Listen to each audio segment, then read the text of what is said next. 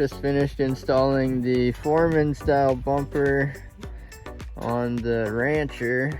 So the Rancher does not come with these hoops around the headlights. So yeah, it's a nice little upgrade. So it wraps around the headlights. That's something the Ranchers don't come with, but it's an option. It's an available option. And that looks kind of like a Foreman now. Just needs the third headlight.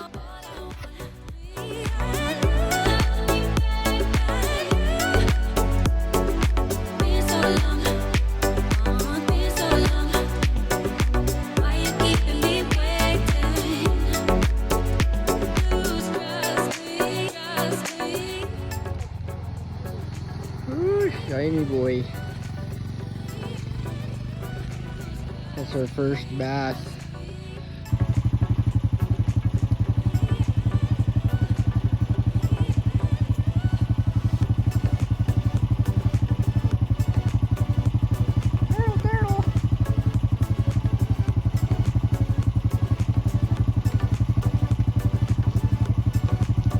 Are you hiding?